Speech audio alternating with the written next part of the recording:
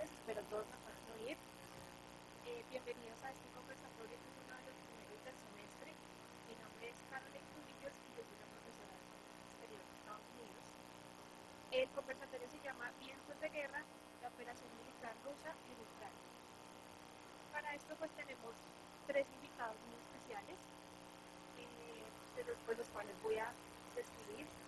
Primero tenemos a Astrid Camelo Zamudio, politóloga de la Universidad de Torino, con especialización en diplomacia y relaciones internacionales del Instituto Universitario de Estudios Europeos y con maestría en relaciones internacionales de la Universidad de Torino.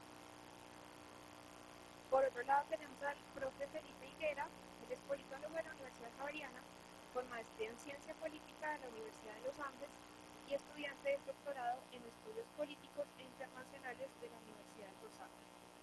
Finalmente tenemos al profesor Juan David González Echague, politólogo de la Universidad de Rosario, con máster en geopolítica de la Universidad de París 8.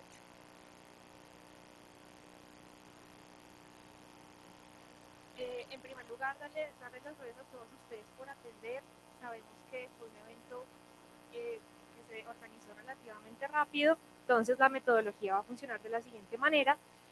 Tenemos ya unas preguntas preparadas que organizamos con los profesores.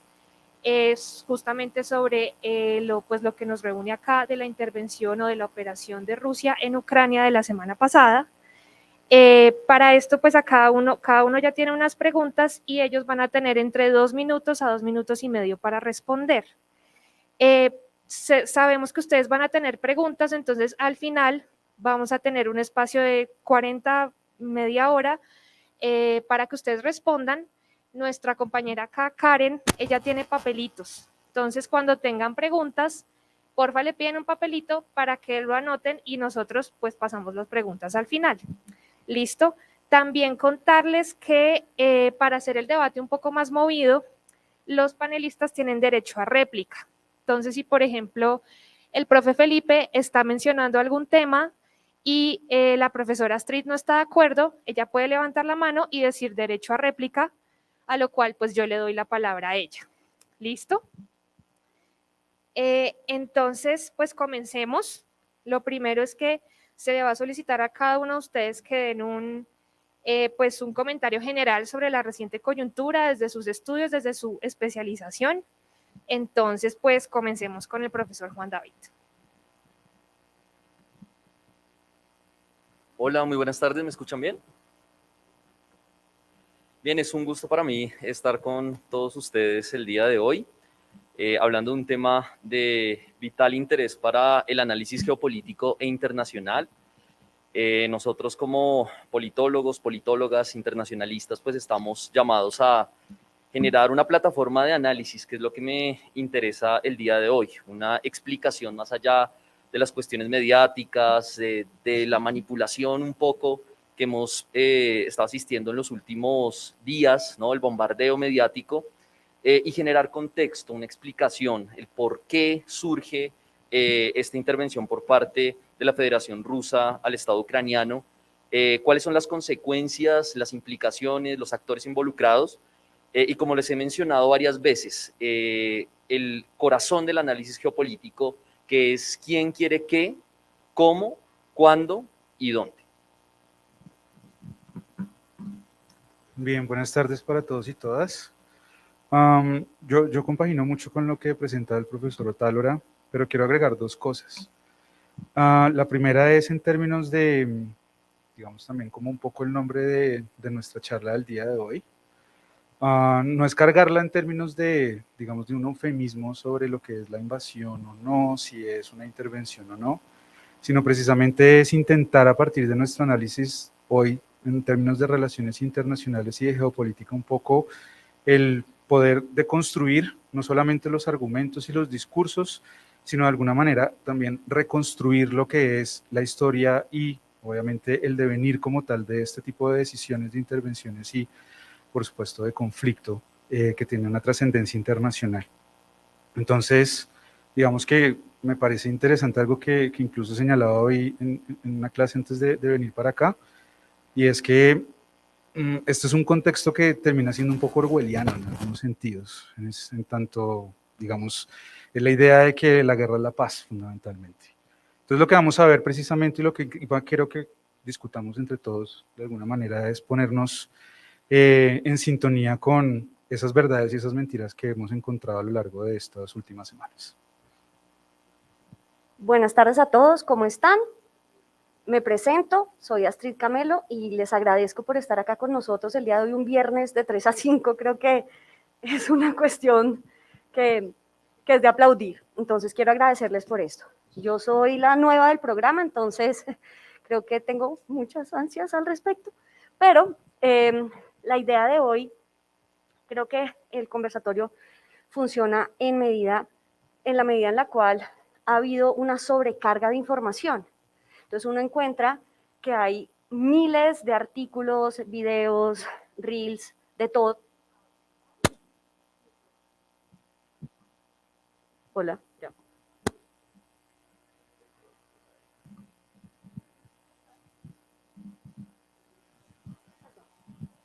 ¿Aló? Entonces, cuando uno aborda esta clase de conflictos, digamos que hay como 3 tendencias. Ser bastante fatalista y decir, se acabó el mundo. Ser bastante escépticos y decir, no va a pasar nada.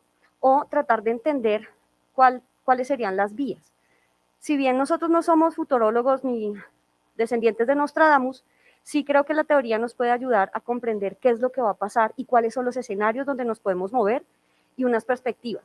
No podemos saber en definitiva qué va a pasar. Claramente estamos ante un hecho histórico y estamos evaluando las reacciones que están teniendo los gobiernos en términos diplomáticos. Entonces, creo que lo interesante de hoy va a ser poder analizar un poco y comprender más a profundidad sin caer en eufemismos y tratando de comprender las causas reales, que es lo que deberíamos hacer los académicos. Así que espero les guste. Muchas gracias a todos ustedes por su contexto. Justamente por todo este boom de información queremos dar unas pequeñas cifras sobre pues, el actual conflicto que se está llevando a cabo entre Rusia y Ucrania. Lo primero es decirles que pues la intervención rusa comienza el 24 de febrero, cuando pues, Rusia interviene en el Donbass.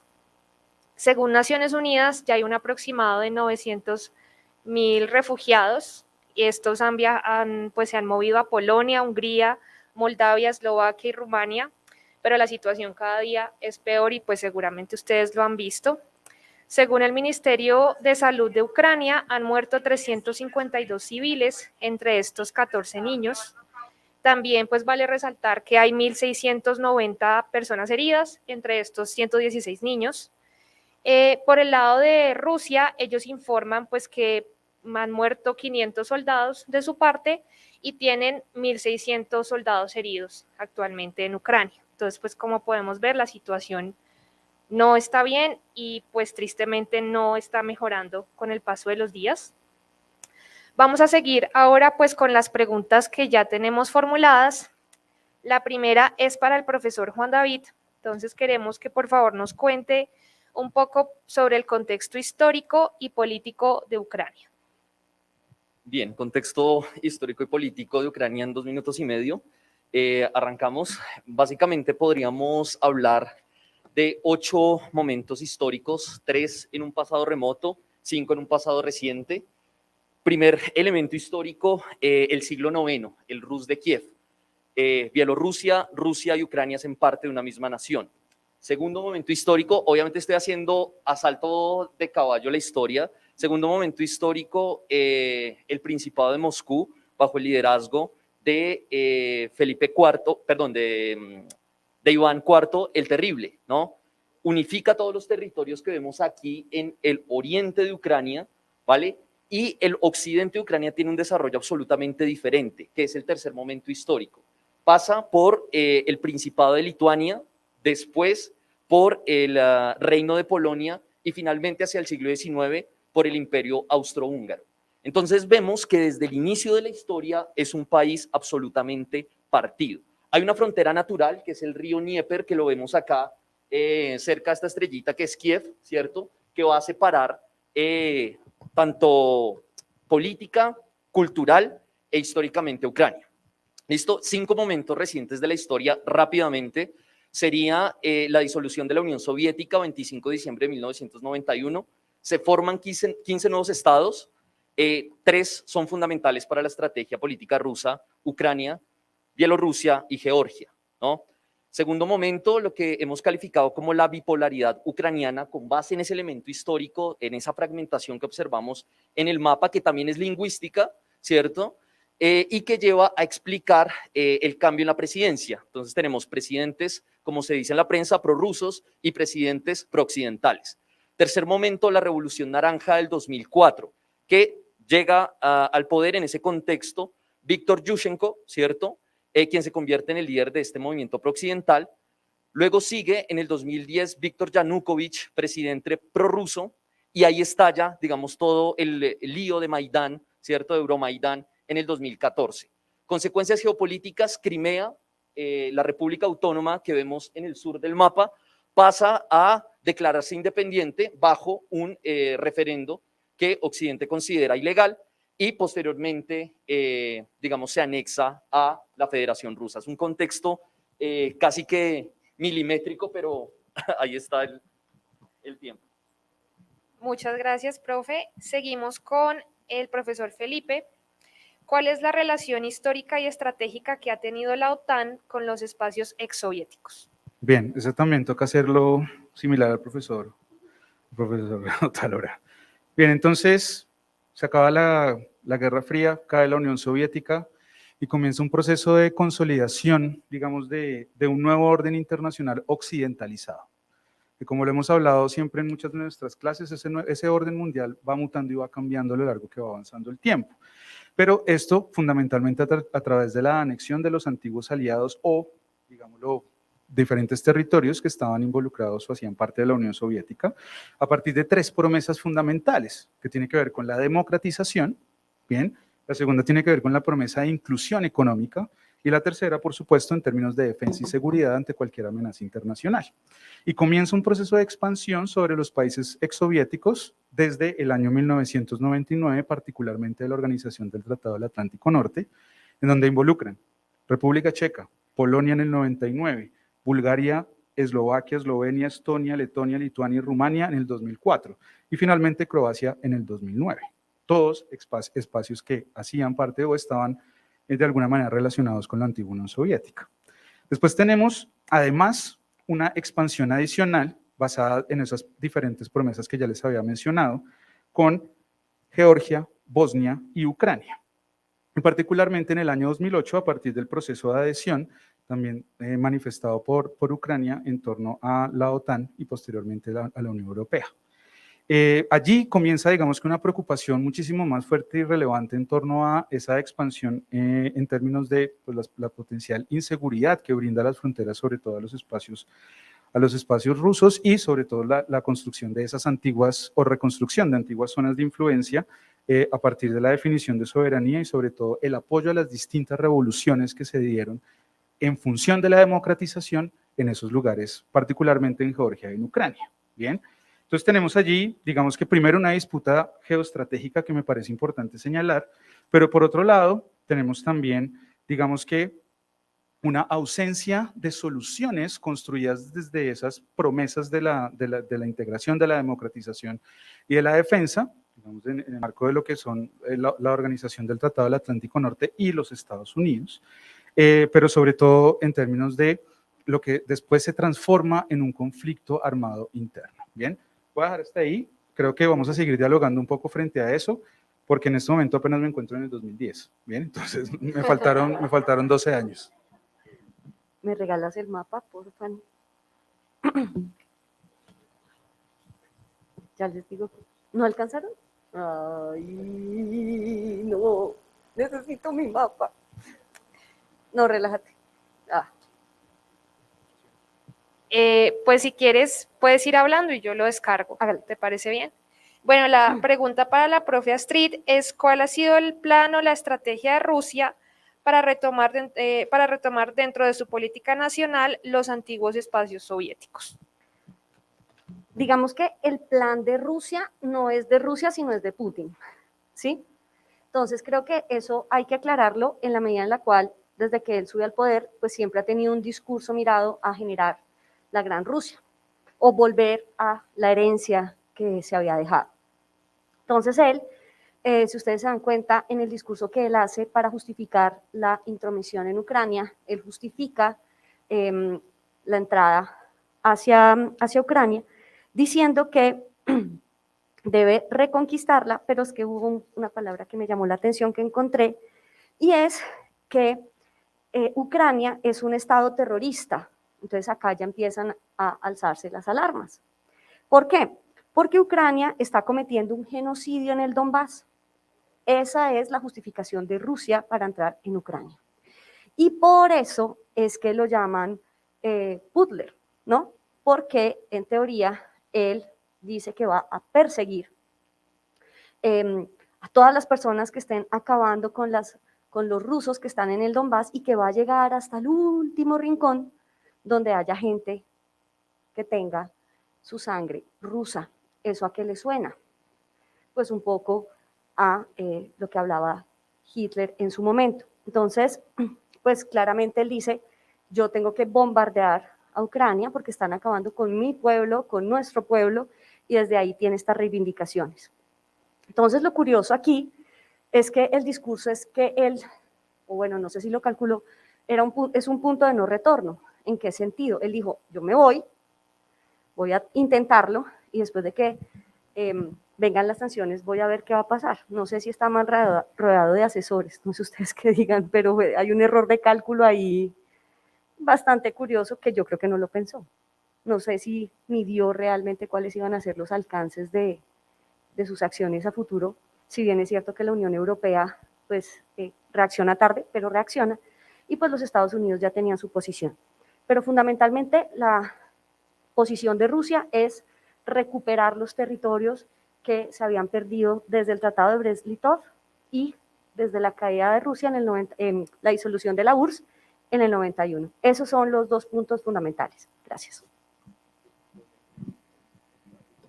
Vale, no logré descargar los mapas, pero sí, derecho a réplica. Vale. Vale, sí, digamos que a mí me parecía un poquito desproporcionada la comparación de Putin con Hitler. Digamos que mediáticamente se ha dado, y bueno, con todas estas imágenes de pintarle el bigotito a Putin y demás, porque de hecho un argumento que utiliza Putin para la operación en Ucrania es justamente desnazificar, ¿no? Por supuesto que es una instrumentalización absoluta por parte del líder ruso, pero no deja de inquietar la presencia de movimientos de ultraderecha en Ucrania que han tenido un respaldo político después de Euromaidán, ¿no? Formaron parte del gobierno de Petro Poroshenko y nunca ha dejado de ser inquietante. Un dato también es que el 16 de diciembre del 2021, es decir, hace nada, Rusia sacó una resolución en Naciones Unidas pidiendo que se prohibiera la glorificación del nazismo y de todo tipo de expresiones xenófobas y racistas. Lo llamativo es que 130 países votaron a favor de la resolución, 49 se abstuvieron, la gran mayoría de países europeos, y solo 2 votaron en contra. Uno podría imaginarse quiénes: Ucrania y Estados Unidos. Entonces, Estados Unidos de alguna manera cobijó en el tema de la libre expresión y demás, pero lo de Ucrania no es muy claro, ¿no? Desde luego, decir que Zelensky es un presidente nazi es absolutamente absurdo y exagerado, casi que caricaturesco, porque Zelensky es descendiente de familia judía, pero lo cierto es que sí no deja de inquietar el elemento ultraderechista y particularmente en el Donbass. Sí, si bien es cierto no se ha aprobado el tema del genocidio, lo cierto es que la población en el oriente ucraniano sí ha sufrido por parte de estos grupos extremistas. Son 30 segundos nomás. Para mí también hay un elemento que me parece importante señalar allí, y es un poco las respuestas de Putin frente a la ausencia de respuestas por parte de los otros. ¿A qué me refiero con esto? No soy como muy dado en dar respuestas de ciertos como determinismo histórico, pero sí me parece importante 2 puntos. Y el primero es, ante la expansión de la OTAN, no se recibió, digamos que una respuesta a control de la misma frente a los reclamos que se habían hecho desde la Rusia de Putin hace muchos años, es decir, no es nuevo, eso es una cosa de hace mucho tiempo.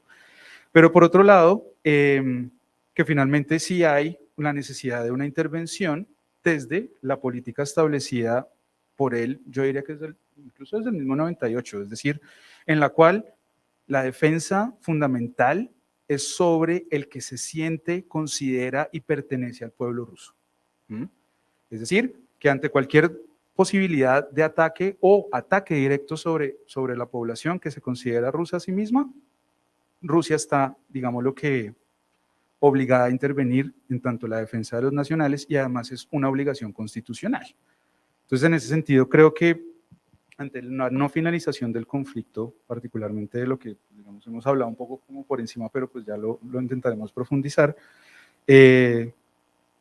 y pues viendo que había, digamos, entre su discurso un genocidio, ¿no? Y demás cosas, pues evidentemente la respuesta es intervenir para poder salvar a esos que son rusos desde su perspectiva. Muchas gracias, profe. Ustedes hablan de discursos, entonces eso nos lleva a una pregunta muy relevante y es, pues justamente, ¿cuál es el rol de las narrativas de cada uno de los actores en este conflicto? Haciendo énfasis en los medios de comunicación, evidentemente, cómo presentan el conflicto y, por ejemplo, el uso de las palabras operación, intervención, invasión. Sabemos que no todos los medios lo dicen de la misma manera. Por ejemplo, RT habla de operación, mientras que CNN habla de invasión. Entonces, pues, ¿cuál es el rol de esas narrativas para cada uno de los actores involucrados? El que quiera. Bueno, digamos que en términos de, no, relajados, en términos de construcción de opinión pública, de comunicación política, los medios de comunicación son los que ayudan a que los estados puedan ver sus políticas exteriores ratificadas. Entonces, cuando un medio de comunicación sale y dice, es que vamos a hacer una operación de intervención, y la opinión pública dice, sí, como el meme ese, ¿qué queremos? Invadir, ¿y a dónde vamos? No sabemos. Algo así. Los medios de comunicación lo que intentan es legitimar las acciones de los gobiernos. En el diccionario el del Ministerio de Relaciones Exteriores, diccionario de la diplomacia moderna se llama, aparecen los tres términos. Fundamentalmente, cada estado va a hablar si es una intervención, si es una invasión o es una política, dependiendo qué tan alineado está con su política exterior. Entonces, por ejemplo, Estados Unidos ha sido muy cauto cuando los medios de comunicación hablan en ciertos medios de comunicación, porque no pueden ser, llamémoslo así, bomberos y lanzar y decir, no, es que vamos a ir. No, cálmense, manejen los tiempos.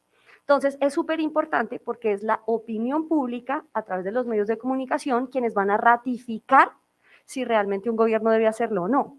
Puede ser que los medios de comunicación también jueguen ahí a mirar si es bien percibida por la sociedad civil cuando yo digo voy a invadir, y entonces puede empezar el Twitter, ¿cómo así que van a invadir? Entonces bajan el tono. Y también el lenguaje puede ayudar a hacer un desescalamiento del conflicto, que eso es muy importante. Entonces, ahí lo dejo. Creo que me tocó a mí. Yo difiero un poco. Para mí esto es una invasión con el objetivo de un reconocimiento de independencia de anexión, disfrazada de operación militar, con fines de intervención en zonas prorrusas. Es decir, creo que tiene un devenir, en el sentido en que primero, digamos que la invasión es una apuesta muy costosa, diría yo, pero es una apuesta enfocada en, digamos que, intentar recuperar o controlar directamente territorio. Por otro lado, la operación militar es precisamente el elemento discursivo sobre el cual se facilita el no entenderlo como una intervención muy a lo norteamericano y una invasión que, pues, sí nos exalta a todos. Y finalmente es una intervención porque tiene un objetivo directamente político de modificación, incluso a nivel gubernamental. Creo que el elemento aquí, digamos, es sobre todo discutir las narrativas. Y las narrativas, evidentemente, están enfocadas en, digamos, como lo decía incluso un profesor comentando esto, es entre los que están a favor y están en contra. El punto está en que cuando intentamos analizar los puntos medios, sin intentar justificar a los otros, es cuando precisamente termina parcializándose desde el determinismo histórico, desde un contexto específico o incluso desde debates que tienen que ver con la aspiración de volver a construir la Unión Soviética. Pues no es eso, porque evidentemente allí pues creo que estamos incluso desconociendo todo lo que ha hecho Putin desde hace casi 20 años. Entonces, lo último es, y creo que vale la pena resaltarlo, es evitar precisamente cuando estemos analizando este tipo de discursos, este tipo de construcciones, digámoslo, narrativas, son los elementos de autocensura. Hay un elemento fundamental en la autocensura que tiene que ver con la cancelación. Para mí, digamos que es una cuestión que va un poquito más allá del análisis internacional, pero creo que la cultura de la cancelación lo que termina es convirtiendo a todos como enemigos. Y cuando nosotros nos comenzamos, digamos que a rescatar o a analizar qué es lo que está sucediendo incluso al interior de Rusia, eso a veces no nos lo terminamos preguntando. Lo importante que es ver al nuevo Schwarzenegger Zelensky, ¿cierto? Poniendo el pecho cuando realmente no tenemos ni siquiera certeza qué es lo que ha sucedido en la guerra. Hay muchos datos, pero pues son de esas pocas guerras que parece ser que no van a ser tan televisadas como lo necesitamos. Bien, me pasa algo curioso y es que estoy como, bueno, voy a hacer siempre el comentario como Sergio Fajardo entre sí y no, estoy a favor y en contra de lo que acaba de decir el profe, porque particularmente la última, digamos, las últimas frases estoy absolutamente de acuerdo. Creo que los medios de comunicación nos están empujando a una visión de la política que se acerca muy a Carl Schmitt, ¿no? Este teórico que es asociado justamente con el nacionalsocialismo, que percibe a la política como amigo y enemigo, ¿no? La relación de amigo y enemigo. Y no permite que en esas fracturas, en esos puntos medios, las personas pues puedan encontrar el contexto, ¿no? Puedan encontrar explicaciones sobre lo que está sucediendo. Creo que el profe Felipe da un buen contexto sobre lo que podría ser la narrativa rusa, pero también tenemos que ver la narrativa occidental. Bajo mi perspectiva, lo que estamos asistiendo es una narrativa de paz con retórica de guerra, ¿no? Que es básicamente, sí, todo lo absurdo que es una guerra, ¿cierto? En sí misma, todo lo que encierra, las masacres, las muertes, los desplazamientos, pero si una guerra es absurda, todas las guerras lo son, ¿no? No hay unas guerras buenas y unas guerras malas. Porque no hay el mismo estándar cuando, por ejemplo, el Estado de Israel, en su ocupación ilegal, va a barrios palestinos, asesinan también a niños, y ahí los medios de comunicación occidentales no presentan la barbarie de la misma manera. Las personas que están muriendo de hambre en Yemen, por ejemplo, o los ataques en contra de la población siria. Ya que el profe hablaba de Zelensky, que lo elevaron ¿no? a la figura de héroe, es como si en el 2003 se hubiera hecho lo mismo con Saddam Hussein, ¿no? Elevar a Hussein a la categoría de héroe y al pueblo iraquí que resistía como ese pueblo que resiste, ¿no? Obviamente no era la narrativa occidental, entonces creo que eso nos lleva a entrar en ese juego bobo de escoger una u otra postura y nos permite analizar el contexto, el analizar el por qué se producen las cosas, que efectivamente uno podrá estar a favor o en contra, pero lo cierto es que muy poco se nos da de contexto, ¿no? Siempre es el video sensiblero, que yo honestamente no sé si los medios de comunicación realmente se conmuevan de lo que está pasando, sino simplemente es ese vampirismo mediático de reproducir el dolor y las masacres, que por supuesto a nadie, a ninguno de nosotros nos gustan, pero creo que se maneja desde una narrativa muy aprovechada y muy negativa para justamente desescalar, que es lo que debería promoverse, ¿no? Muy pocos han hablado de diálogo, por ejemplo. Entonces decía, Occidente, y con esto cierro, tiene una narrativa de paz, pero con retórica de guerra. Hablan de paz, pero efectivamente mandan armamentos a Ucrania, tanques, misiles antitanques. Entonces, creo que hablar de paz pues requiere también de un esfuerzo mayor, ¿no? Por supuesto que la narrativa rusa es muy clara y creo que el profe Felipe la ha explicado bastante bien. Muchas gracias. Para que ustedes sepan, pues la profesora Astrid muy amablemente nos trajo unos mapas maravillosos, entonces pues para que también ustedes puedan hacer uso de ellos, son más o menos unos 10. ¿Listo? No sé, profe Astrid, si quieras explicar uno o dos de estos. Bueno, esperen tantico. Entonces, ¿Cuál te pongo? ¿Sigue otro? Ahí, este era el que yo les decía que era importante cuando me hicieron la pregunta, y es sobre la invasión rusa. Profe, siéntese en mi silla porque si no se queda sin cuello. Entonces, pues sí, no aguanta. Resulta que este mapa salió ayer en la revista Geopolítica Italiana del IMES, porque me pareció importante para hoy. Resulta que ellos están haciendo una proyección de cuáles van a ser o cómo son los movimientos que está teniendo Rusia y qué es lo que quiere. Y fundamentalmente lo que Rusia quiere no es solamente esta parte, sino es invadir, lo que hablamos anoche. Obviamente Crimea ya la tienen, que Crimea también a futuro va a ser un problema, porque Turquía también puede decir, jeje, es mía, y ahí empieza otra guerra. Y la idea de los rusos es cerrar a Ucrania, y esta es, según Putin, su línea de espacio vital. ¿Ya? Entonces, lo que establecen en Italia en las escuelas geopolíticas es que a futuro uno de los posibles escenarios va a ser que toda esta parte va a quedar para Rusia y esta parte chiquitica va a ser Ucrania. Pero es brutal la proyección que están haciendo. Entonces, pues les traduzco, bases rusas, lugares de los bombardamientos, dispositivos navales, áreas bajo el control militar ruso. La flecha es hacia dónde están avanzando los soldados. Esta es, fascia es una línea minada alrededor de la línea de contacto, y las líneas azules son los acueductos de Crimea. Recuerden que desde el 2014 Ucrania tenía cerrados los registros, les había cerrado el chorro a los de Crimea. Y cuando la invadieron, ya los volvieron a abrir. Territorios rusos y filorrusos son en amarillo. Ciudades portuarias necesarias para el para la exportación, ya voy. Centrales hidroeléctricas, y aquí hay otro foco de pelea, que es la isla de las serpientes, que es una isla que generalmente tenía Rumania. Entonces ahí puede haber otro foco de conflicto. Listo, ya, gracias. Profe, ¿quieres hacer un comentario? O, sí.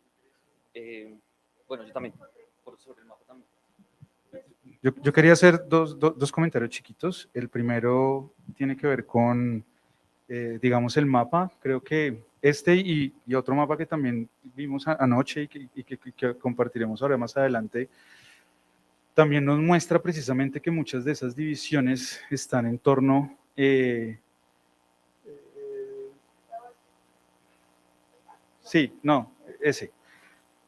donde también hacen parte precisamente como de esa construcción de, pues digamos, de esa misma palabra que hemos hablado hace muchos años, que es el Lebensraum, digamos, como planteado ya en la misma lógica de Putin, pero que de alguna forma corresponde, digamos, que a estas divisiones étnico-lingüísticas, ¿bien? Solo quiero complementar, es algo que me faltaba, digamos, en ese contexto que termina volviéndose excesivamente largo para poderlo desarrollar, y tiene que ver con tres momentos que son fundamentales, que son 2008, 2014 y lo que estamos viviendo ahora, ¿bien? Entonces, en ese sentido, lo que tenemos es primero una serie de cambios políticos y promesas, digamos, de inclusión, que ya las discutimos un poco ahorita. Lo segundo tiene que ver precisamente con el inicio de un enfrentamiento armado en toda esa zona azul que nosotros vemos en el mapa, ¿bien? Es un conflicto armado interno en Ucrania que todavía sigue, persiste, y es una de las razones fundamentales de la intervención, invasión y operación militar, como lo llamemos de acuerdo a la narrativa. Y por otro lado, tenemos, digamos que en este momento una cuestión, y es el interés estratégico también en lo que corresponde a Ucrania frente a Europa, ¿bien? En donde también vamos ahí en varios mapas, vemos precisamente recorridos estratégicos en términos de consumo, dinámicas de intercambio, pero sobre todo, digamos, de control territorial en términos de defensa y seguridad. No quiero agregar más. Genial, genial esa última expresión del profe Felipe, ¿no? En términos de la seguridad, ¿no? Quiero que hagamos un ejercicio mental de ponernos en los zapatos por un momento del Estado ruso, de tratar de entender la justificación de lo que está sucediendo, ¿no? No es muy popular lo que voy a hacer, pero tratar de entender el por qué Rusia toma la decisión, ¿no? De generar esta operación. Hay un proyecto geopolítico de gran calado, como lo ha mostrado la profe Astrid, ¿cierto? Que incluye el Donbass, todos los oblast, que son los estados del sur, e incluso se habla de que probablemente conecte hasta Transnistria. Recordemos que este territorio se declaró en independencia del estado de Moldavia en 1990. Después surge una pequeña guerra hasta el 92 y finalmente se le da una autonomía a este territorio, donde, dicho sea de paso, hay más de 2.000 efectivos rusos, ¿no? Entonces, no sorprendería que efectivamente se logre conectar estos dos territorios, hablo del Donbass y de Transnistria, dejando así a Ucrania sin el Mar Negro. Ahora bien, si pensamos un poco desde la lógica de Rusia, estoy de acuerdo con lo que dice la profe Astrid, quizás es más la lógica de Putin que de Rusia. Tenemos a la OTAN, naturalmente, a 1.600 kilómetros de distancia de Moscú, ¿sí? Recordemos que Ucrania ha sido el estado pivote, algunos lo llaman el estado colchón, frente a las amenazas extranjeras. Esto lo vemos desde las guerras napoleónicas. Estamos hablando de 1812, ¿cierto? Pasando por las dos guerras mundiales, particularmente la segunda. De hecho, el ejército nazi entra por Ucrania, ¿no? Entonces, de alguna manera, surte ese efecto de barrera natural de seguridad para el Estado ruso. Ahora bien, de concretarse la entrada de Ucrania a la OTAN, estaríamos hablando de poco menos de 600 kilómetros que separarían a la OTAN de Moscú. Entonces, creo que el argumento de que afecta a la seguridad tiene todo que ver, tiene toda la relevancia. Ahora, pues ustedes escogerán bajo sus análisis si lo justifica o no, digamos, todo lo que está sucediendo. Listo, muchas gracias. Eso nos lleva a otra pregunta y es pues que actualmente estamos en un orden mundial relativamente liderado por Estados Unidos y sus aliados.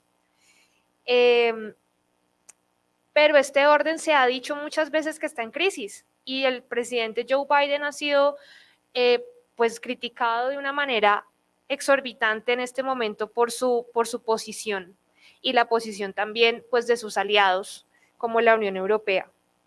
Eso me lleva a preguntarles si ustedes consideran que esta intervención militar en Ucrania es consecuencia de la crisis del orden global actual. Me toca a mí, sí. Bien.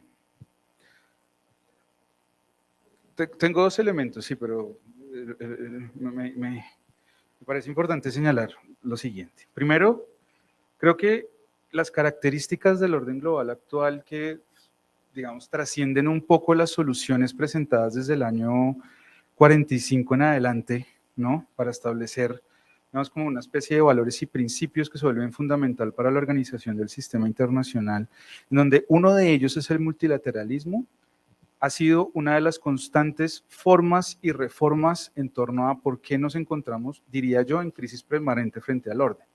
¿Y por qué es una crisis permanente frente al orden? Y es fundamentalmente porque no funciona para solucionar conflictos. Y lo peor es que está hecho para eso. Entonces, ¿a qué voy?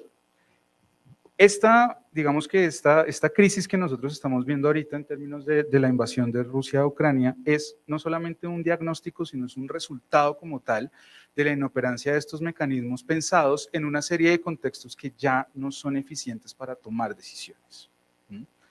Pensemos, pues, ¿cuándo fue? Creo que el domingo o el lunes, en el cual fue la primera reunión del Consejo de Seguridad, presidida por Rusia, donde no sucedió nada, ¿sí? Y son los espacios donde uno consideraría que deberían ser más eficientes en términos de toma de decisión, de intervención, pero se vuelven realmente escenarios de discurso sin ningún tipo como de resultado. Entonces aquí estamos todo el tiempo debatiéndonos en si estamos en una crisis dentro del orden global o es una crisis del orden global, ¿cierto? Que no es lo mismo. Pero el punto es, en términos de soberanía, en términos de economía, no estamos discutiendo. Pero sí estamos discutiendo es en términos de los mecanismos de concertación y de apoyo a las soluciones de los conflictos, como por ejemplo, la misma guerra civil en Ucrania, perdón. Pero no solamente ella, sino otros, como la expansión y control de Israel sobre Palestina, ¿sí? La guerra en Yemen, incluso conflictos de otra índole también internacional, los cuales estos mecanismos terminan volviéndose aliados de unos pocos y no solucionándolos de ninguna forma. Bueno, yo al respecto les he dicho a mis estudiantes que la guerra me parece un concepto muy machista, ¿no? Entonces es como, ¿quién la tiene más grande? Sí, básicamente es como ese imaginario de los líderes políticos mundiales. Y parto de esto porque, digamos, la respuesta de una buena parte de la opinión pública hacia, digamos, a las decisiones que ha tomado Joe Biden van en esa vía, ¿no? Entonces dicen, usted es un presidente muy blandito, las sanciones económicas no son suficientes, y parece como si, justamente el profe lo decía hace un rato, parece como si la guerra fuera la paz, ¿no? Entonces, ¿cómo se consigue la paz? Pues van dando más tropas a Ucrania, apoyando pues a los sectores más guerreristas en el país. Entonces creo que ahí es un buen síntoma de efectivamente algunas instituciones están pasando por una crisis muy grande, particularmente el Consejo de Seguridad, coincido, es un escenario en donde simplemente observamos debates que jamás van a encontrar, digamos, apoyo mutuo, ¿no? Las posiciones están demasiado, de alguna manera, sesgadas para el interés nacional de cada estado, entonces es un mini concierto de estados que deciden por todo el mundo y que no toman decisiones prontas para una crisis humanitaria pues que se está desatando en este territorio. Entonces creo que la explicación también pasa por observar el fracaso de los intentos de paz, ¿no? Creo que para bien o para mal, la OTAN y Vladimir Putin se intentaron reunir antes de que todo esto sucediera, y yo creo que muy poquitos analistas, y ustedes me confirmarán, confirmarían o dirían lo que iba a suceder, ¿no? Hace 3 semanas asistíamos a un evento donde nos decían, no, lo más probable es que Rusia retire las tropas sobre la frontera de Bielorrusia y de Ucrania, y una semana después estábamos a puertas pues, de esta operación que le ha costado la vida a más de 2.000 civiles. Entonces, creo que el fracaso también se ve en los escenarios de concertación y diálogo que ya parece no funcionan de la misma manera, y creo que peligrosamente volvemos a la realpolitik. Entonces, Hans Morgenthau tenía algo de razón. Bueno, preparándome para hoy, descubrí que hay un mapa, ya se los muestro, donde establecían, el gobierno italiano estaba hablando que en realidad ellos sí estaban previendo que iba a haber una invasión. ¿Por qué? Porque imagínense que las representaciones diplomáticas de varios países, ahí el anterior, las representaciones diplomáticas de varios países se pasaron a Galicia, como la ciudad española, así tal cual. ¿Dónde está? Espérenme un momento. Transinia, ahí abajo está, y Boscovina. Entonces, si yo, gobierno, ya cambio mis representaciones diplomáticas de Kiev a otro lugar, ahí hay un movimiento extraño. O sea, ellos sabían lo que se venían, pero se hicieron los socios y no nos quisieron decir. Y nosotros, comunidad internacional, medios de comunicación, no estuvimos al tanto de eso. Entonces, ahí ya había una evidencia de que en realidad el orden global se estaba cambiando. Y también otra lógica es que después de la pandemia, ¿cuántos estados están en guerra ahorita? O hay conflictos internos que se despertaron y empezaron todos estos movimientos nacionalistas o dictatoriales para tratar de manejar la crisis del COVID. Entonces, en realidad el mundo nunca ha estado tranquilo. Lo que pasa es que hemos tenido momentos de aparente y apacible calma, pero siempre hemos estado en conflicto. La historia africana nos demuestra eso con evidencias claras, pero también, por ejemplo, en la misma Europa, estos movimientos separatistas, independientemente de lo que está pasando hoy, es la evidencia de que sí siguen existiendo roces entre las mismas poblaciones, entre flamingos y balones, en Bélgica, lo que está pasando en España, lo que pasa en Italia, o sea, hay de todo. Entonces no es una cuestión de que el mundo siempre va a estar en aparente calma, más bien está en aparente, ¿cómo lo podemos llamar? Tensión. Exacto. Entonces, pues ese dato me pareció curioso con respecto a tu pregunta. Muchas gracias. Ustedes hablaron de las Naciones Unidas y creo que en este caso pues no es menor su papel. Esto me lleva a preguntarles pues si es posible considerar que los organismos internacionales como las Naciones Unidas están limitadas para intervenir en la crisis y también los efectos que han tenido las sanciones impuestas. ¿Esto está sirviendo o no está sirviendo? ¿Qué está pasando ahí? El que quiera. Bueno, hay dos preguntas. La primera de ellas, efectivamente, y recogiendo lo que habíamos dicho, pareciese como que las Naciones Unidas tiene una suerte de limitación, más allá de servir como un foro de la exposición de los problemas, ¿cierto? De denunciar los problemas que efectivamente están sucediendo. Creo que ayer o antier salió una resolución condenatoria a lo que está haciendo Rusia, con votaciones similares a las que mencionábamos ahorita, 130, cerca de 40 abstenciones y bueno, un puñado de países que pues se negaron a aceptar la resolución. Y siempre se ha dicho eso, ¿no? Que las resoluciones de Naciones Unidas tienen impacto diplomático. Bueno, la diplomacia, por supuesto, es muy importante para las relaciones entre los estados, pero en términos de la efectividad, creo que sería más importante la mediación de algún país.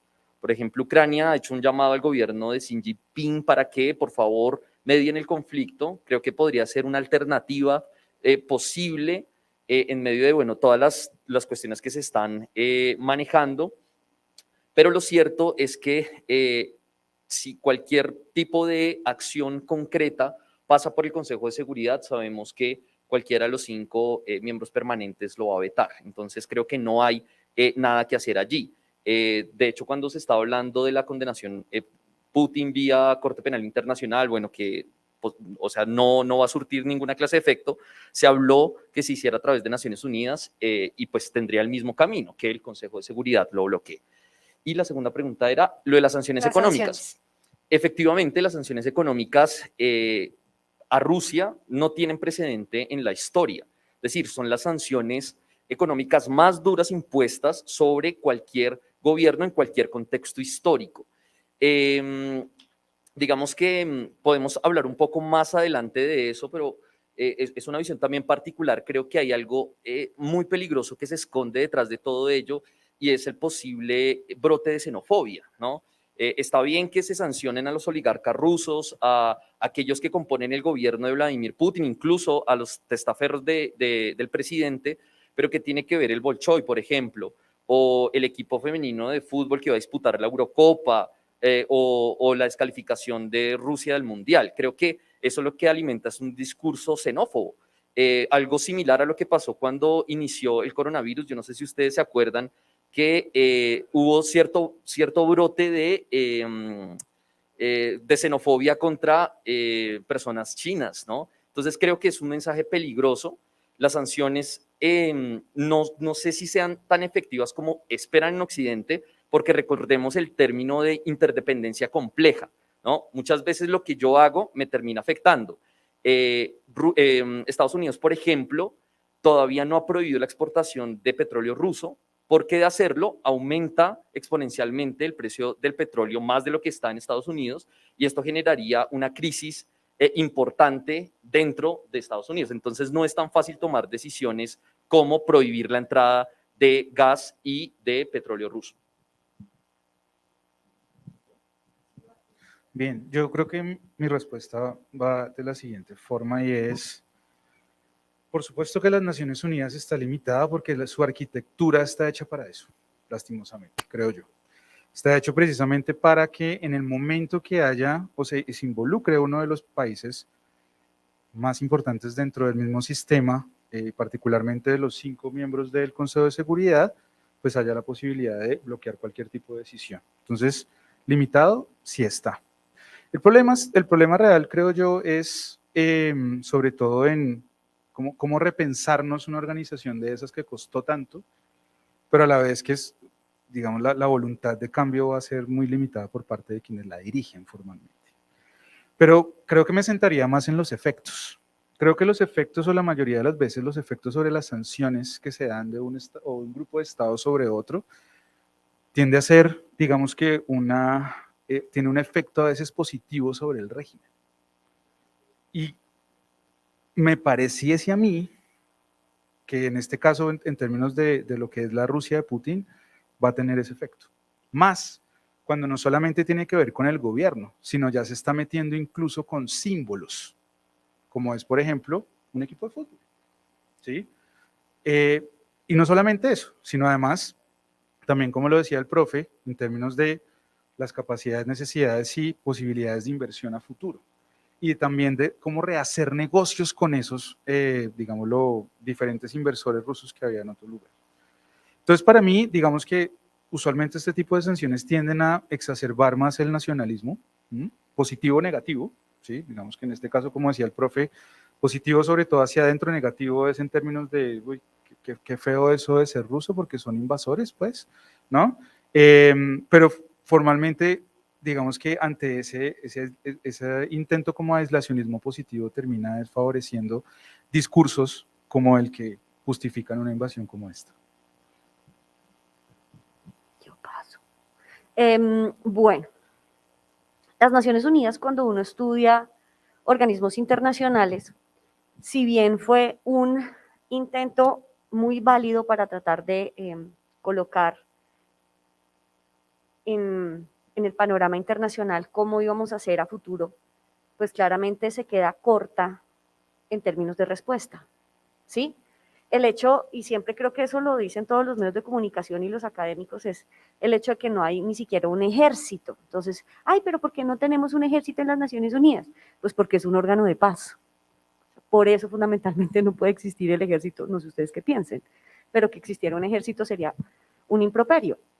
Entonces, claramente las Naciones Unidas no están listas para enfrentar contextos de paz, de guerra, perdón. Para eso estaba la OTAN. Para eso está la OTAN, sencillo. O en su momento, el Pacto de Varsovia, cuando se generó. Esas eran como las contramedidas. Entonces, pues las Naciones Unidas ahí digamos que no tienen velas en el entierro porque pues ticas ellas tampoco están dotadas de estructura administrativa para poder hacer algo por. Entonces ahí sí hay que, si siempre se ha pensado en una reestructuración de las Naciones Unidas, porque siempre se ha necesitado, además por el problema del derecho en el marco del Consejo del Consejo de Seguridad. Eso por un lado. Y por el otro, en términos de las sanciones económicas, si bien es cierto que pueden generar una reacción inicial, pues toda acción tiene una reacción. Entonces, digamos que hasta dentro de 2 semanas vamos a poder evaluar qué es lo que va a pasar con las sanciones que se han impuesto. Por eso es que, les decía hace un rato, no somos futurólogos, pero seguramente los efectos que va a tener en términos de la economía va a ser catastrófico porque afecta a todo. La interdependencia está al orden del día. Entonces, yo no les puedo decir qué va a pasar en términos de las sanciones económicas, pero lo que sí se establece y lo que dicen es que hasta dentro de 2 o 3 semanas se va a empezar a ver, igual ya se han visto ciertos efectos, como la caída del dólar, pero pues Putin también tiene la posibilidad de buscar otras salidas. O sea, él no es un pobre huérfano en el sistema internacional, sino también cuenta con sus propias redes y tiene su grupo. Entonces, hay que esperar a ver cómo va a reaccionar Rusia al respecto. No, creo que es para complementar, profe Astrid, no es para decir nada, porque estoy de acuerdo. Y es básicamente, si nosotros hablamos de que las Naciones Unidas se crean en un contexto específico de posguerra, ¿no? Hablamos de la Carta de San Francisco, después de todo lo que fue el suicidio de la razón, como lo dicen algunos autores, que fue la Segunda Guerra Mundial. También tenemos que hablar que la OTAN es un tratado absolutamente anacrónico, ¿no? Está en el marco de la Guerra Fría, es un tratado de seguridad que aglutina a los países occidentales que tenían un enemigo en común. ¿Cuál era? La Unión Soviética, ¿no? La reacción es el Pacto de Varsovia en 1955, y una vez se disuelve la Unión Soviética, uno diría, bueno, ¿por qué la OTAN sigue siendo un organismo tan poderoso, con una financiación tan alta, ¿no? Entonces creo que son dos fenómenos que se alimentan mutuamente, ¿no? Uno podría decir un poco en la previsión de los Simpson, cuando dicen la Unión Soviética les va a dar como, ¿cómo se dice?, amnistía a su embarcación. ¿Recuerdan cuando están en Naciones Unidas y dice Federación Rusa y se transforma en la Unión Soviética? Tal cual, ¿no? Uno podría pensar un escenario de esa índole, en donde efectivamente el proyecto geopolítico, como lo decía el profe hace un rato, el Lebensraum ruso, podría llegar a configurar a esos estados satélite que constituyeron parte de ese espacio de influencia de la Unión Soviética. Entonces, es una reacción mutua, ¿no? Si de un lado tenemos esa actitud por parte del Kremlin, pues Occidente hace lo propio, teniendo también una organización anquilosada en la Guerra Fría, y que peligrosamente se acerca a la frontera oriental, y desde, como les decía hace un rato, la perspectiva rusa pues tiene cierta lógica.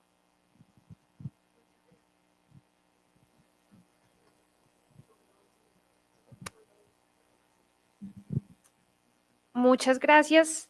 Eso me hace pensar en que Rusia, pues de cierta forma, sin justificarlo, está respondiendo a todo lo que ha pasado en los últimos años. Y también, pues cuando ustedes mencionan las Naciones Unidas es una creación principalmente de Estados Unidos y de Europa. Entonces, pues solo el hecho de que las Naciones Unidas queden en Viena y en Nueva York ya dicen mucho de que Rusia siempre ha tenido una posición de ser un relegado dentro de esas mismas organizaciones. Entonces podemos decir que todo lo que está pasando de cierta manera también es una reacción a las consecuencias de las acciones de Occidente. Hablemos un poco del conflicto actual, de lo que está pasando ahorita minuto a minuto. Por eso quisiera preguntarles, pues hasta el momento, hasta el día de hoy, ¿cuáles han sido los resultados que ha obtenido Rusia con esta intervención militar? ¿Qué ha podido lograr que ustedes tengan conocimiento?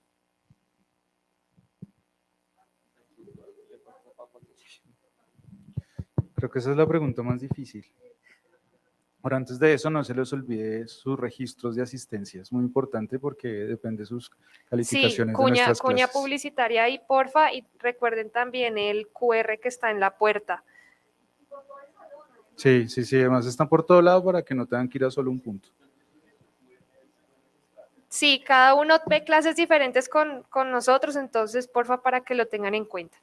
Entonces, eso me permitió pensar, y teniendo en cuenta, digamos, esa pregunta, yo respondería que en este momento los resultados son más bien inciertos. Es más, me atrevería a decir que todavía no hay resultados medibles. No hay resultados medibles, primero porque esa invasión de alguna manera ha tenido una reacción muy fuerte y adversa, sobre todo en Occidente.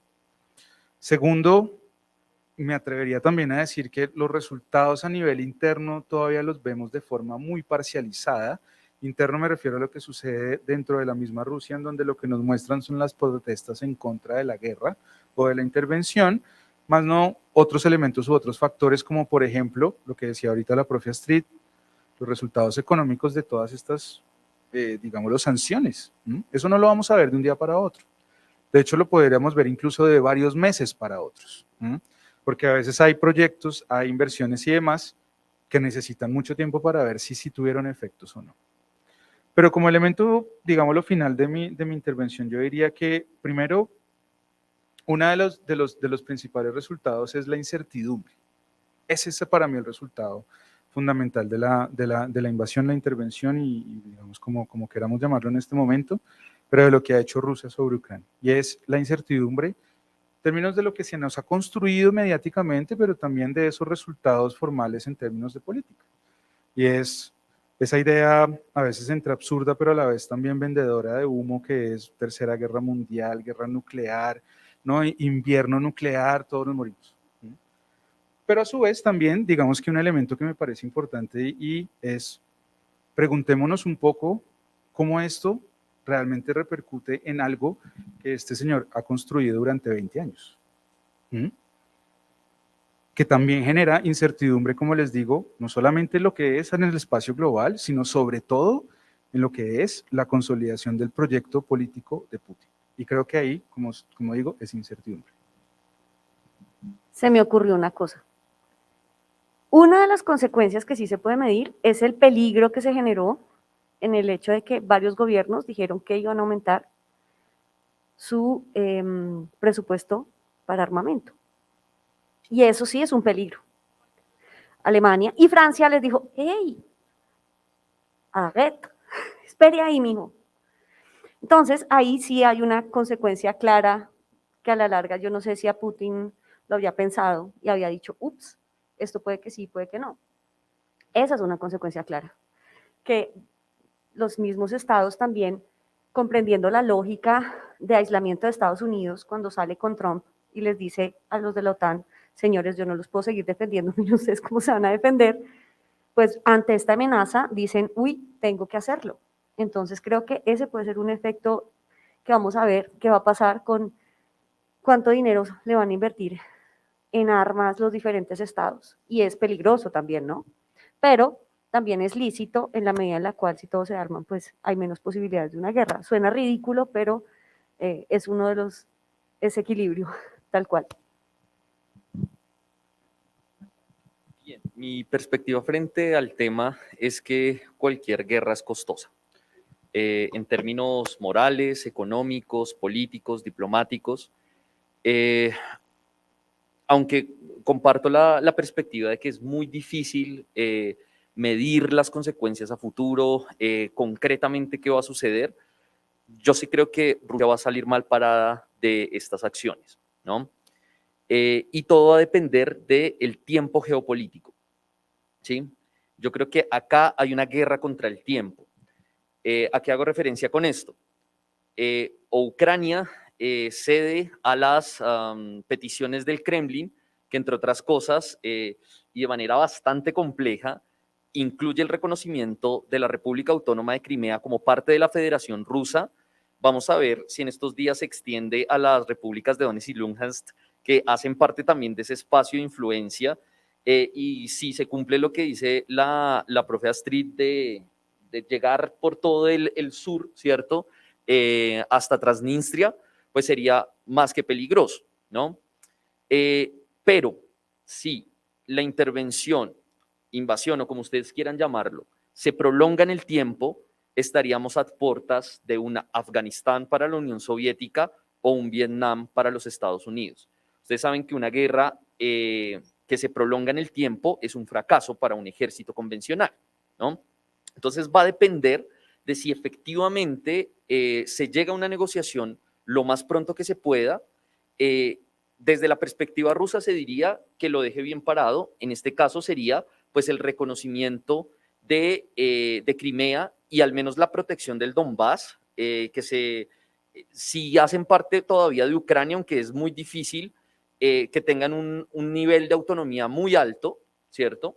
Al estilo de lo que pasa con Transnistria, o digamos que viene la parte de Ucrania, ¿cierto? El tiempo de cómo sigue siendo masacrada tanto el ejército como la población. Pero en esas fracturas viene lo que mencionaba la profe Astrid, y es el armamento. Armémonos hasta los dientes, ¿no? Y es el absurdo de glorificar la guerra, ¿no? Entonces, la guerra de resistencia. No, toda guerra es absurda. desde tiempos inmemoriales. O sea, no, una guerra no tiene justificación. ¿Listo? Entonces creo que esa podría ser un poco las consecuencias para Rusia.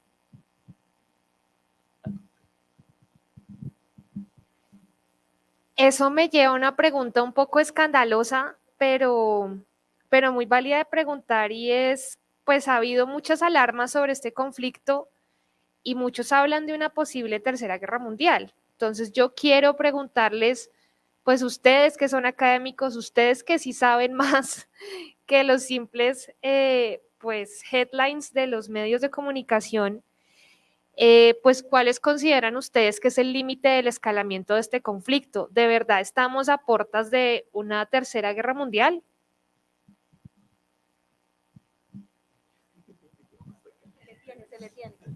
No.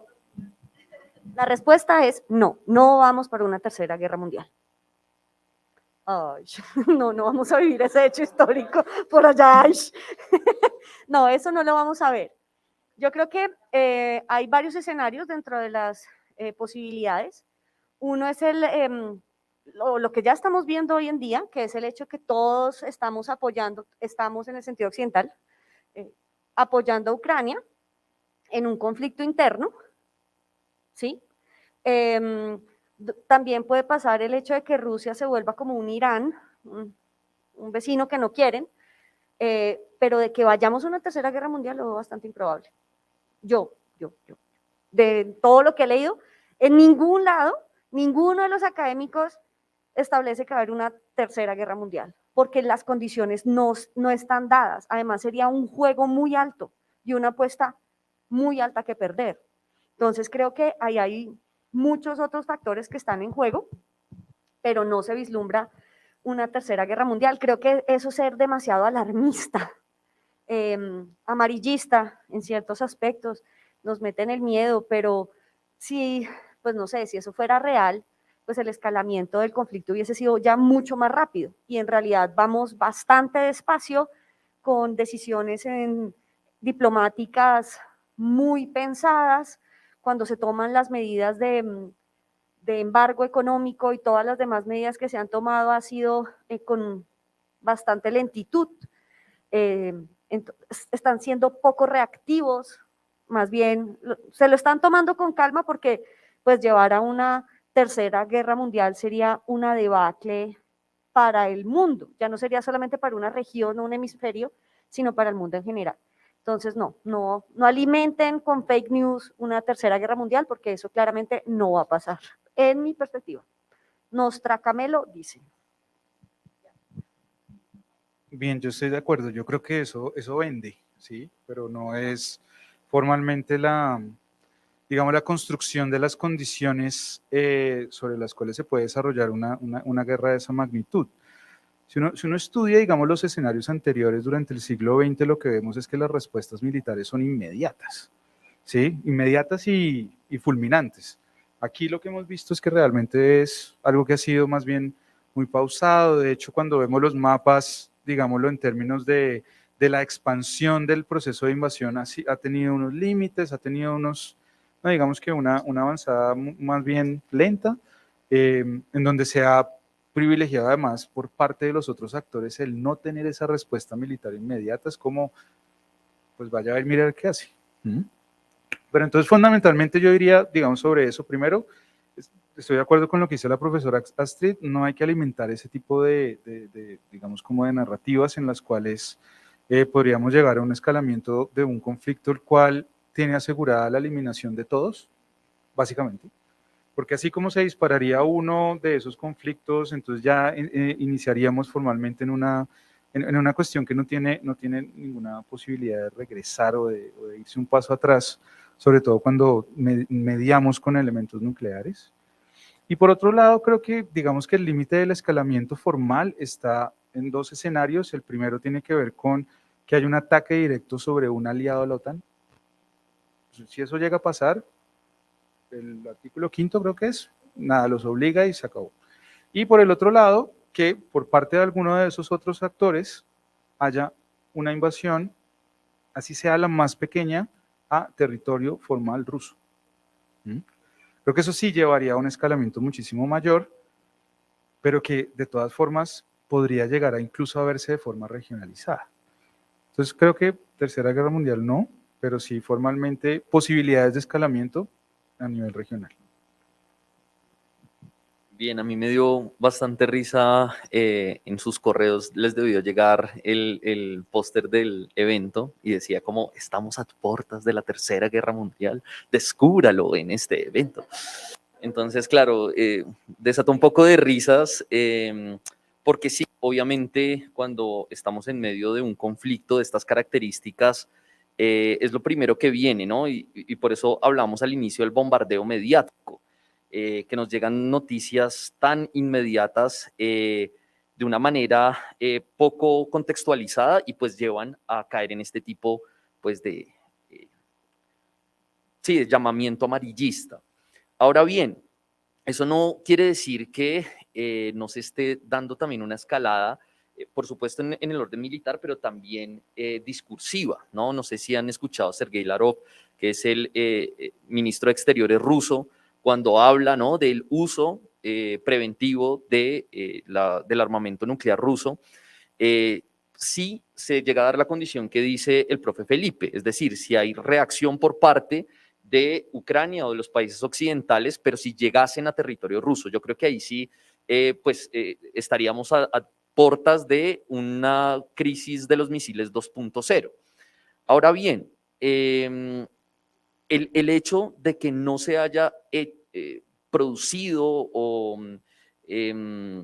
proyectado un desescalamiento discursivo, creo que también agrava las cosas, porque claro, ambos profes hablan de que todo ha pasado despacio, todo sigue pasando despacio, pero en ese despacio siguen muriendo más personas, ¿no? Siguen muriendo civiles, siguen muriendo militares de ambos bandos, ¿no? Por supuesto que Ucrania pone la gran parte de estos muertos, y por eso hablaba hace un rato del tiempo geopolítico. Si el reloj sigue corriendo, pues más muertes van a existir y pues creo que esto agravaría las cosas. En todo caso, solo se necesitarían 3 bombas de las 17.000 que existen en el mundo para... Acá, no sé si lleguemos a ese nivel de estupidez, pero bueno, la humanidad no deja de sorprendernos. Sí. Bueno, ya para ir cerrando esta ronda de preguntas y pasar a las de ustedes, quiero preguntarles cuáles son las alternativas que tiene Ucrania para solucionar este conflicto. ¿Hay posibilidad pues, no beligerante de solucionar esto? Yo creo que hay una posibilidad, es algo polémica desde la perspectiva y narrativa ucraniana, por supuesto, y es declarar su neutralidad, ¿no? Y que ha sido una de las apuestas de Vladimir Putin. Obviamente sabemos a qué se refiere Putin cuando habla de neutralidad, pero lo cierto es que sí pondría un alto a la guerra, que es lo que se está necesitando en estos momentos. Yo creo que más allá de alimentar la retórica del apoyo militar que recibe de Occidente, el presidente Zelensky tiene que buscar las alternativas diplomáticas necesarias para parar la guerra. Sí, yo creo que ese debería ser el objetivo fundamental, porque si se para la guerra, pues ustedes saben, se desescala un poco en términos discursivos, y comenzaría una retirada progresiva del ejército ruso, o eso se esperaría de acuerdo con lo que se acuerde. Ahora bien, es importante también advertir que en estas conversaciones que se están llevando a cabo en Brest, que es esta ciudad entre Polonia y Bielorrusia, se ha puesto sobre la mesa 2 posiciones contrarias. Al parecer, el presidente Zelensky no quiere ceder en, digamos, esta aparente neutralidad que pide el gobierno de Putin como una de las condiciones para que efectivamente se haga un alto a la guerra. Y el segundo elemento es que desde la perspectiva ucraniana esto se vería como una rendición, ¿sí? Entonces no es una negociación en sí misma, sino efectivamente los términos de una rendición, algo que efectivamente pues el gobierno ucraniano no está dispuesto a entregar tan fácil. Entonces, bajo mi perspectiva, creo que la neutralidad podría ayudar, porque si algo desató el conflicto fue el ingreso o el posible ingreso de Ucrania a la OTAN, y como hemos estudiado, yo creo que es perfectamente justificado desde la perspectiva rusa. Digo justificado el temor, el miedo, no la acción militar, ¿vale?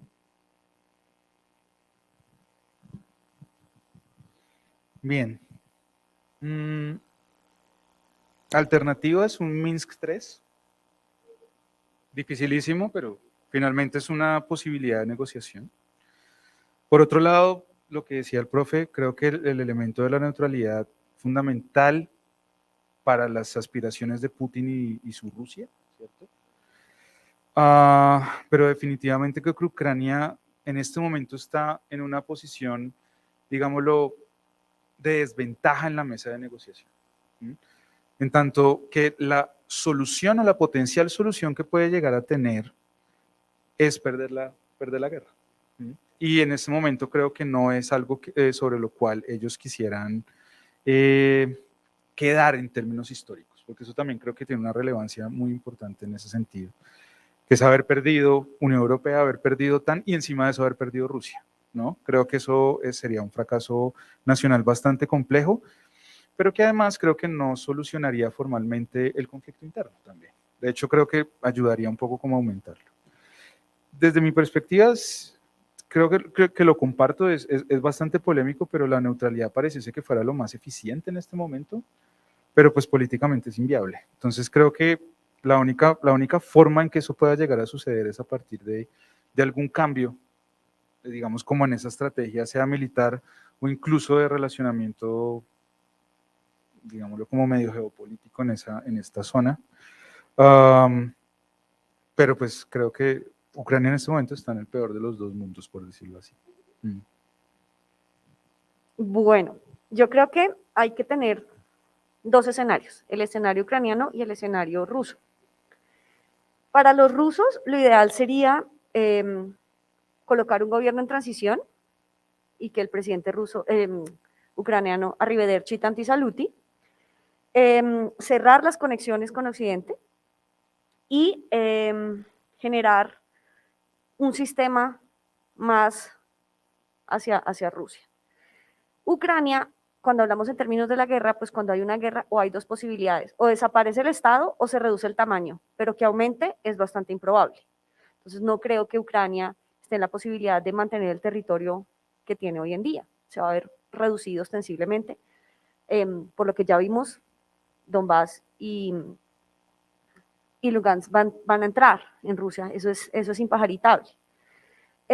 Declararse neutral, no creo, además porque acá hay un concepto que de pronto no hemos tratado y es el concepto de democracia. Ellos llevan 30 años tratando de autodeterminarse como un país democrático y el hecho de tener que volver a verse supeditados al gobierno ruso o seguirlo haciendo, pues para ellos no está en juego. Entonces lo que estamos viendo ahorita fundamentalmente es la manifestación de que la democracia sí sigue interesando en el mundo actual. O sea, no es un concepto muerto. La gente todavía sigue queriendo tener las libertades y poder disfrutar de ciertas cosas que con anterioridad no podía. Entonces Ucrania se va a convertir en un baluarte para ver si la democracia sí funciona o no funciona o para dónde ir, si será que la logramos o no la logramos, pero hasta ahí vamos. No sé ustedes qué piensen, muchachos. Quiero hacer un comentario de lo que menciona la profe Astrid, porque efectivamente una de las razones por las cuales Vladimir Putin justifica su estrategia es que considera un golpe de Estado lo que sucedió en el 2014. Es decir, recordemos las elecciones del 2010, en donde triunfa Víctor Yanukovych, que es presidente prorruso, y quien toma la decisión justamente de que Ucrania no entre en la Unión Europea. Esto desata todas las protestas de Euromaidán, no sé si ustedes recuerden por allá en el año 2014, y desde la perspectiva rusa, esto fue un golpe de Estado, porque una parte de la población del extremo occidente ucraniano, que hemos visto en los distintos mapas, se manifestó en contra del presidente Yanukovych y pues a la postre termina él saliendo del poder. Entonces es interesante ver también esa perspectiva de la democracia porque deja por fuera a los habitantes del oriente ucraniano. Creo que no hemos hablado algo de eso y creo que también pasa también por la manipulación mediática que tiene que ver con hablar de los ucranianos, ¿no? Entonces, los ucranianos como si toda Ucrania occidental fuera Ucrania en su extensión, ¿no? Si nosotros vemos todos los estados del oriente ucraniano tienen sentimientos rusófilos, incluso familias que son ruso-ucranianas. Hablamos de que cerca del 80%, incluso al 100%, en los estados del oriente hablan ruso. Entonces creo que hay una relación y un desconocimiento de estas personas. Entonces, la raíz del conflicto también en el 2014 tiene que ver con lo que los habitantes del Oriente calificaron como un golpe de Estado, porque era un presidente que había sido electo democráticamente, que es despojado del poder, ¿cierto? Por una, digamos, una manifestación que tiene todo que ver, que tiene todo el asidero, pero propongamos el ejercicio mental si esto ocurriera en una democracia latinoamericana, ¿no? Si un presidente fuera sacado del poder después de manifestaciones, ¿no? ¿Cómo se calificaría, ¿no? Por los medios de comunicación.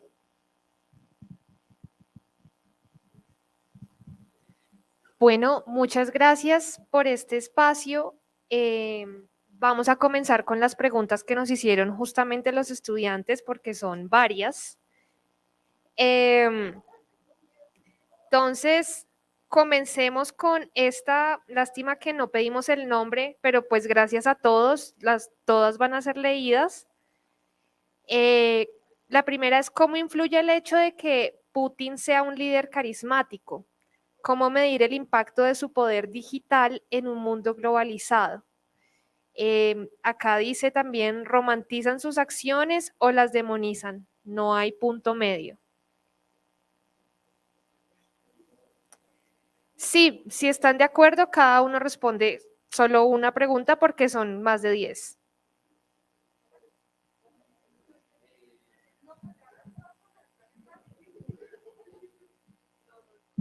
La figura de Putin, otra vez. Ok. Dale. Hay que tener en cuenta que nadie dura 20 años en el poder sin tener varios baches en su gobierno, ¿no? No sé si ustedes recuerdan, hace como año y medio, casi 2 años, que Putin estuvo a punto de perder la confianza parlamentaria, ¿no? Entonces, esto hay que también tenerlo dentro de la órbita cuando analicemos la figura de Vladimir Putin, porque pareciese como si estuviéramos hablando de un ser todopoderoso y no es así, es un político más dentro del contexto global. Bueno, un político más entre grandes comillas, por supuesto. Lo cierto es que yo comparto, lo que pasa es que no sé si ustedes alcanzaron a escuchar, pero la profe Astrid dijo que no tiene nada de carismático. A mí me parece que sí, no tiene nada de carismático en términos de, digamos, de su presencia como líder, pero lo cierto es que sí moviliza, instrumentaliza muy hábilmente el sentimiento nacionalista ruso. ¿Listo? En Rusia hay más de 200 etnias. ¿Sí? Que es una cosa que uno tampoco pues tiene ahí como a la mano, y muchas de ellas no se sienten identificadas con el concepto de una federación, con un sistema semipresidencial, en fin. Digamos que allí uno tiene que considerar estas variables a la hora de entender lo que ha sido el liderazgo en 20 años, un poco más, de gobierno por parte de Vladimir Putin, que creo que la profe tiene ahí como un cuadrito que ahorita me va a ayudar a complementar la idea. En todo caso, creo que el éxito, entre comillas, el éxito en política, como diría Maquiavelo, es el mantener el poder, ¿cierto? Lo veíamos en varias clases y es algo que ha logrado Putin. ¿Cuál ha sido la estrategia? Movilizar el nacionalismo. Es muy dúctil hacer esto y en periodos de crisis una intervención en el extranjero es absolutamente efectiva. O si no, pregúntenle a los Estados Unidos, ¿no? Cada presidente que busca la reelección siempre hay o hace una intervención de orden militar.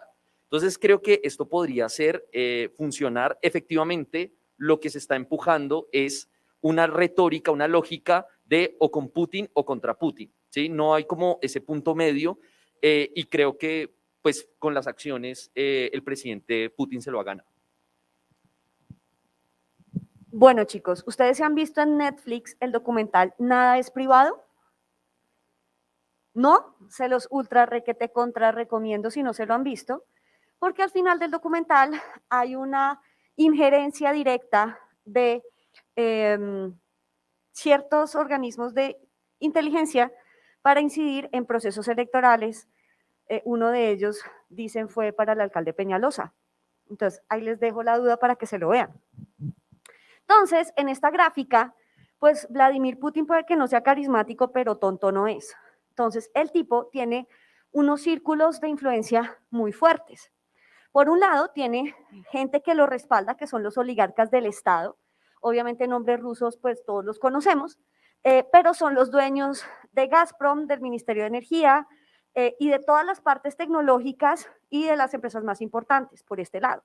Pero también tiene amiguis. Y sus amiguis, pues son los constructores y los que prestan servicios de construcción de los ¿cómo se llama? Gasoductos, banqueros, por un lado. Espérense que no pude, aquí. Aquí abajo tienen todo lo que es economía digital y telecomunicaciones. Sergey Lavrov, que ustedes ya lo han visto en varios discursos. También, momento.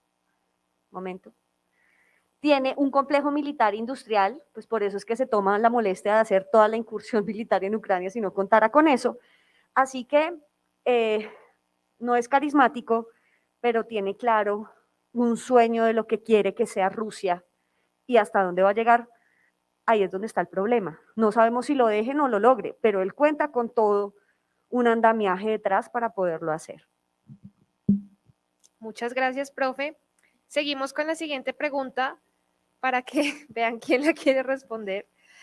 El poder de veto del Consejo de Seguridad de la ONU es causante de la debilidad y fragilidad del sistema internacional al ser un argumento legal para omitir las ambiciones imperialistas. Se las vuelvo a leer. El poder de veto del Consejo de Seguridad de la ONU es causante de la debilidad y fragilidad del sistema internacional al ser un argumento legal para omitir las ambiciones imperialistas.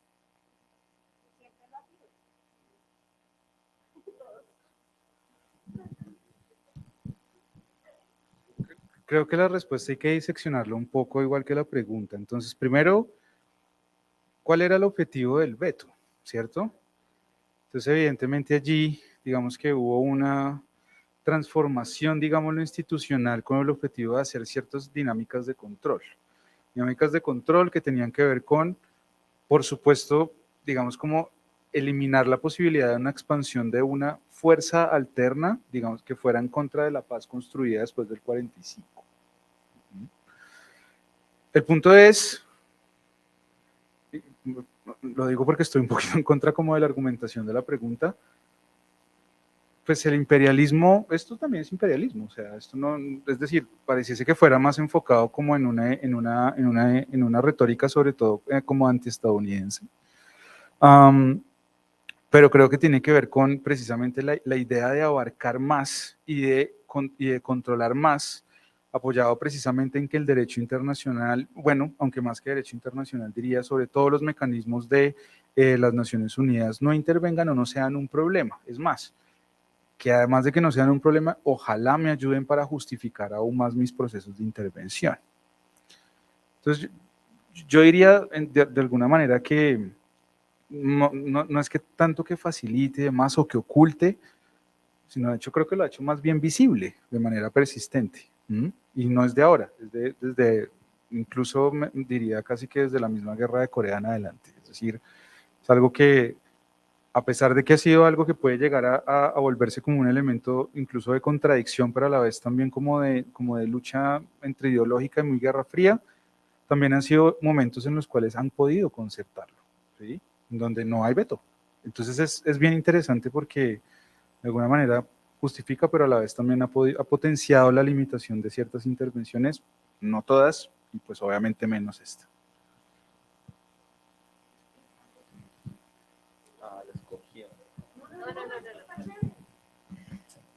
Muchas gracias, profe Felipe. Listo, la siguiente pregunta es, tomando en cuenta el conflicto en Ucrania Es posible que en caso de que Alexander Lukashenko deje el poder a favor de un gobierno pro-occidente, tomando en cuenta el conflicto en Ucrania, es posible que en caso de que Alexander Lukashenko deje el poder a favor de un gobierno pro-occidente, se produzca un conflicto similar entre Rusia y Bielorrusia.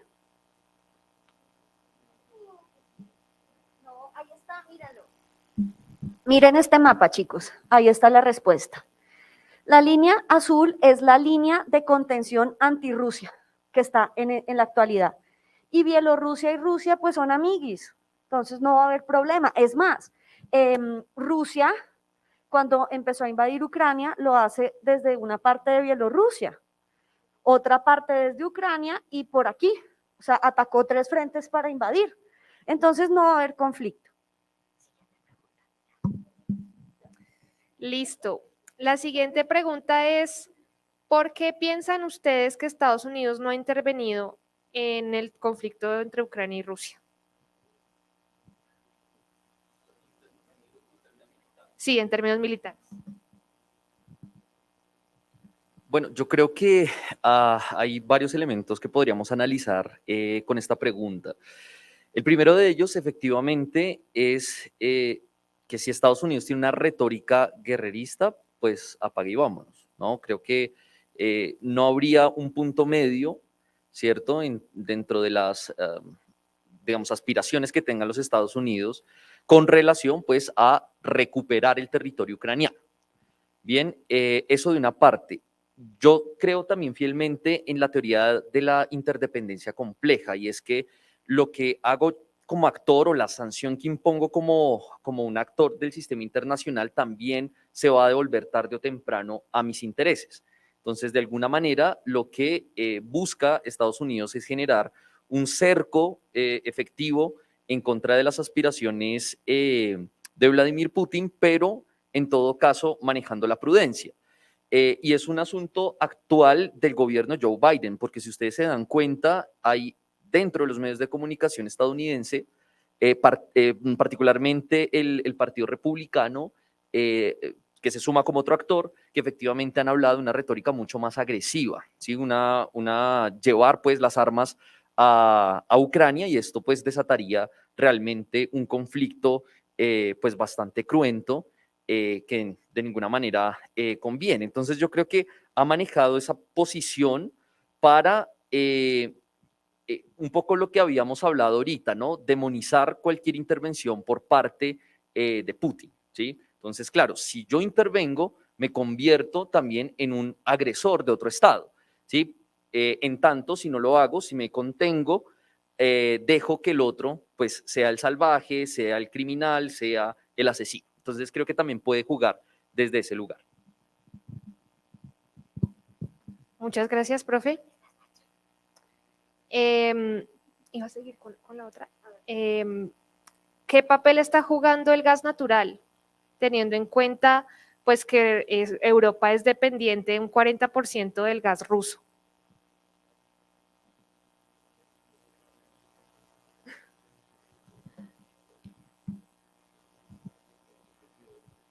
Sí, creo que hay un mapa de eso, pero sí, no me acuerdo cuál es.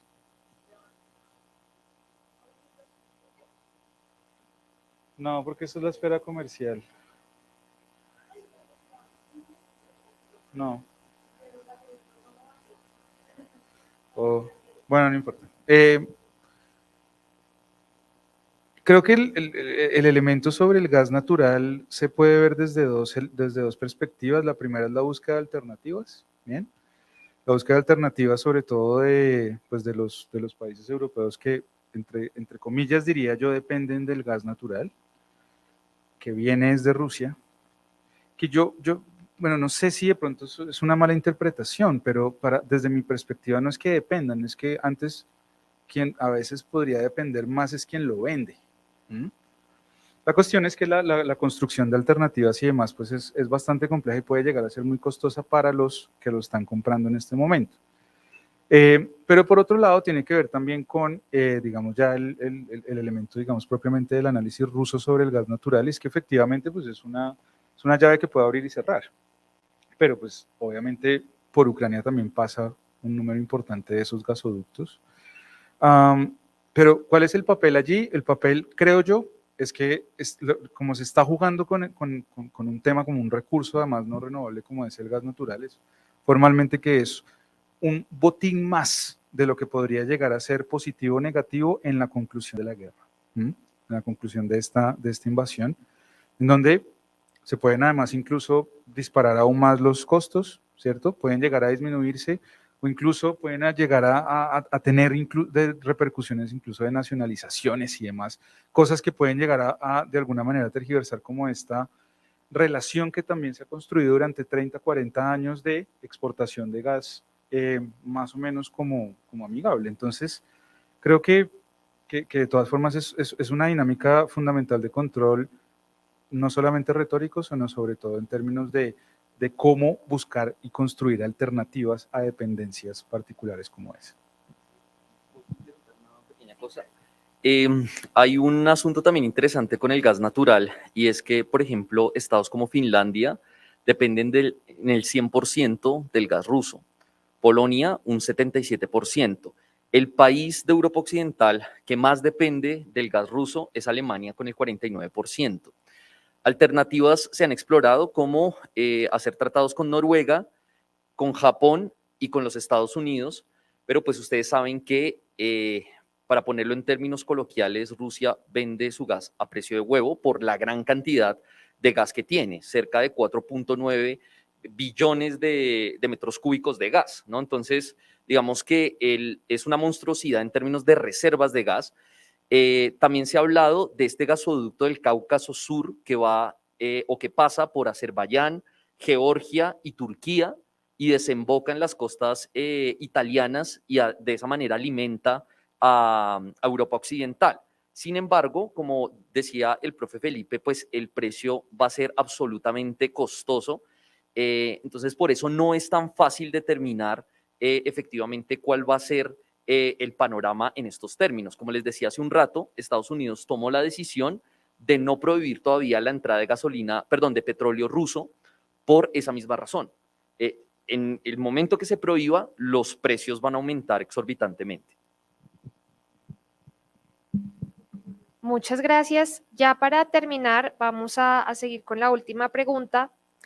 Y un estudiante dice que a partir del bombardeo y toma de la planta nuclear de Sopovilla, no sé si lo estoy diciendo bien, si se puede plantear que la anexión o el intento de anexión de Ucrania por parte de Rusia también tiene que ver con sus intereses de gas y de poder energético. Sí. En realidad, ese bombardamiento que hubo hoy va ligado a llegar hasta Enerhodar. Hay que recordar que antes de la Segunda Guerra Mundial, Ucrania era el tercer país con mayor uso de energía nuclear. Y con los acuerdos ellos ceden eso a Rusia. Entonces, claramente Rusia tiene ahí todo este interés. ¿Listo? Lo que vamos a ver muy seguramente a futuro, les digo, no somos futurólogos, pero el interés real es poder llegar a Enerhodar. Entonces sí es geopolítico y Rusia sí quiere eso, claramente. Eso te posiciona muy bien en términos de negociaciones. Gracias. Listo, profe. Pues primero darle las gracias a ustedes tres por el espacio y por la voluntad de estar aquí, de verdad que es muy importante.